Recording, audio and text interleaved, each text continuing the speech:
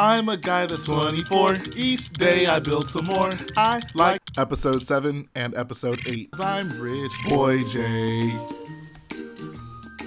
Hello boyos, Rich Boy J here, back in with another video, and this is going to be my 2019 year-end review. I'm actually recording this New Year's Eve night, so if you hear what sounds like a bunch of gunshots outside, that is hopefully just fireworks, and if it's not, I got my protection, just in case. I first got to start this video off with Vardos. Vardos was a mock that I started last year, and then it kind of bled into the beginning of this year, and that's when I finished it up.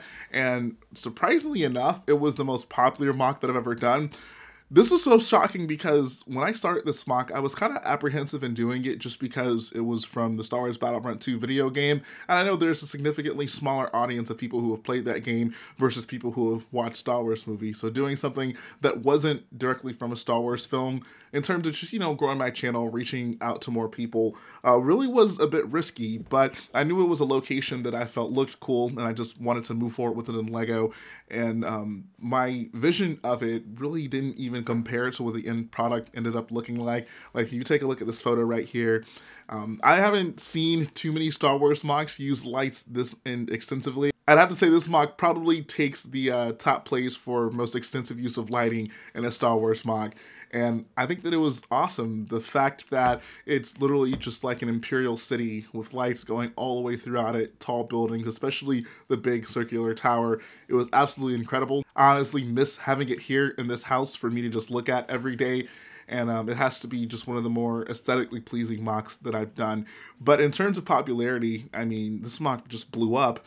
I made a few Reddit posts on it, and it was actually trending on, I don't use Reddit often, so I'm not super familiar with the terminology of it, but basically it was on the front page of Reddit. Like, I had friends who I hadn't talked to in a while, like, message me and be like, is this you? Like, just, just casually browsing the front page of Reddit.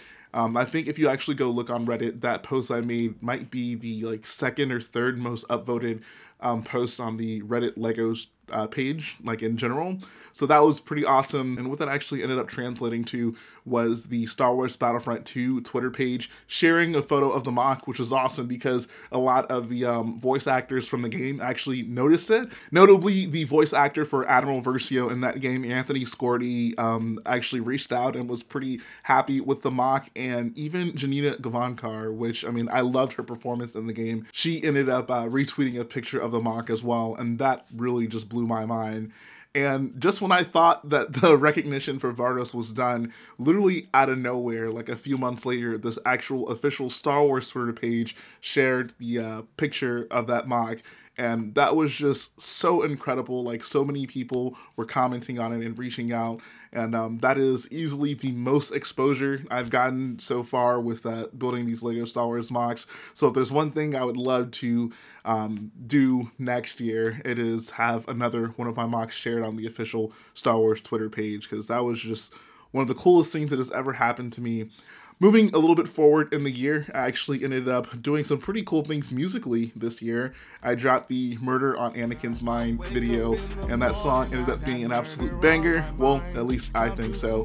This, I think, was absolutely the most, technically good song I've put together. I know a lot of people love the 501st Battle Pack song, and I get it. It's probably the one that means the most to people just in terms of, how they feel about the community, LEGO, what they would like to see. Cold Like Hoth, I think, will probably forever be my favorite song that I've done just because it was just so unprecedented at the time.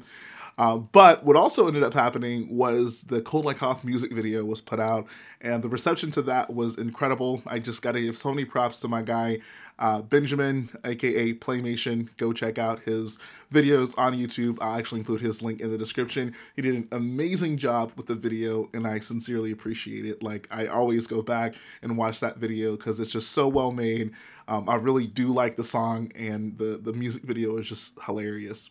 Went to a few LEGO conventions as well. I went to Brickworld Chicago, which was always a blast. It was so cool just getting to meet so many people in the community, so many people who are fans of the channel. I can't even explain to you how often I got stopped at that convention by someone saying, oh, I watch your YouTube channel, which is something that will never get old. Just knowing that you reach so many people and then finally get to meet them in person, and having them just share their experiences with you is one of the coolest things in the world. So if I did get to meet you this year, I really appreciate it. It meant a lot to me. and hopefully we can continue doing that moving forward.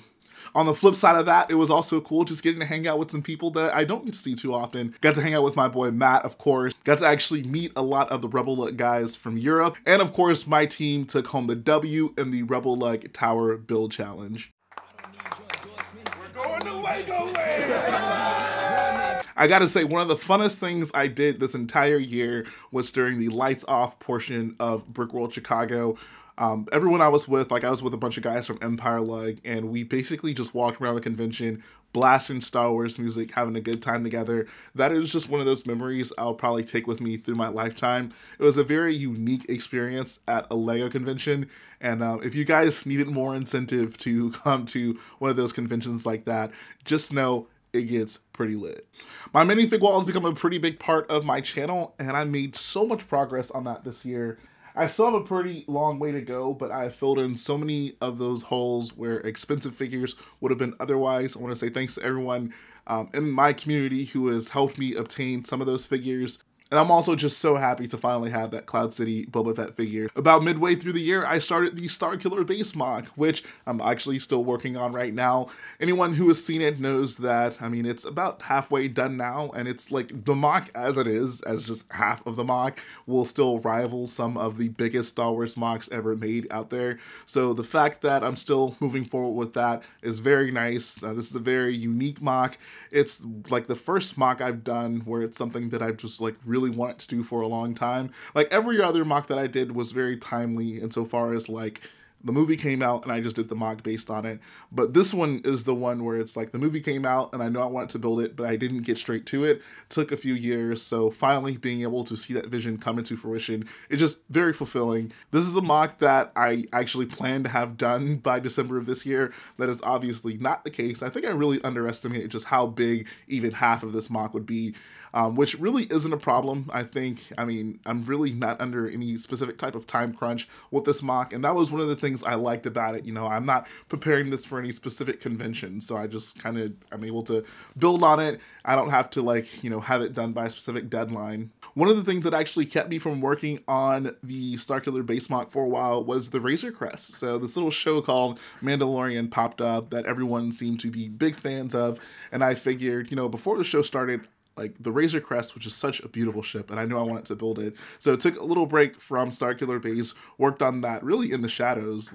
No one other than people just close in my circle knew I was even working on it, and I kind of surprised people with a completed MOC, which is something that I have wanted to do since I've started this channel. I just don't really get the opportunity to do it since everything I end up building ends up being a really big build or just something that takes a long time, and I usually just don't have the patience to hold off on showing it to you guys. I usually just want to show you the step-by-step process, but this was something I knew I wanted to keep under wraps, and I wanted to surprise people with the day the show came out, and the reception to this MOC has just been insane.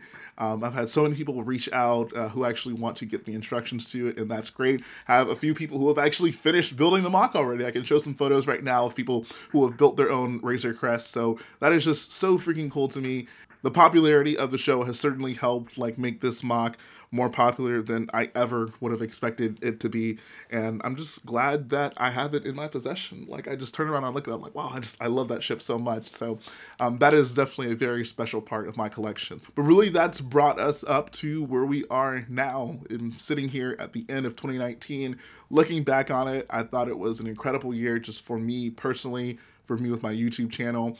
I'm still building, I'm still able to do what I love doing, still able to make videos. And as long as I can do that, I'll be very appreciative of where I am in life. So that's really just my biggest goal going into the next year, to just be able to continue doing what I do now for you guys. In terms of other specific things, the biggest question is always what big MOC are you going to build next? And this really isn't something that I would even address until we are at least somewhere close to the end of the other MOC or even done. Starkiller Base obviously has a long way to go, but I thought I'd actually treat you guys to something. This is the closest I'll get to tell you what I'm going to work on next. I think I pretty much know exactly what it's going to be. Before, I kind of said, we'll wait and see what episode 9 has, and it'll probably be an episode 9 MOC. Any of you who have heard my review on episode 9 can probably figure out by now I'm not building anything from that movie. But what that does mean is I'm going to get to work on something that I've been wanting to build for a really long time. This is a MOC that I've talked about plenty of times on stream. in videos. Rather than me doing an episode 9 mock, I think I'm actually probably just going to end up doing a mock from the furthest possible thing from episode 9, but that is literally the only hint I'm going to give you guys until that time comes. I think a few of you will be able to figure out exactly what I mean by that. One other thing I really want to hold myself to is just building more of other people's mocks, just like assembling a bigger collection of like really nice detailed builds. Like you can see right here, this is my Rebel shelf, but it may as well be called my Nthird shelf because most of the ships on that shelf are actually built by Nthird. But I want to make it a point to build more mocks. Like there are so many awesome builds out there. Namely, there is this incredible ARC 170 mock out there that I want to build. I actually reviewed it in the mock showcase. I can't remember the name of the builder off the top of my head, but I'll put the link in the description. He sells the instructions to it, and I know I definitely want to build that this year. I also know I have to build Cave God's Sandcrawler model. It's the one from BrickVault.toys. That thing is just incredible. I've actually gotten to see it in person. It is a huge mock, and I would love to have that in my collection. And I think I also want to convert this Zeta class right here to build Cave God's model. It's a little bit more detailed and closer to minifig scale. But that's really going to finish up the video, guys. I hope you enjoyed checking it out. 2019 was an awesome year, and I look forward to another awesome one in 2020. Let me know, what are your goals for 2020? Let me know, what are your goals for 2020, whether it be something personal you'd like to achieve, or it be something professional, like with your YouTube channel. Definitely let me know in the comment section below. If you guys like what I do, go ahead, support the video by hitting the like button, support the channel by smashing that subscribe button, and I'll be back again very soon.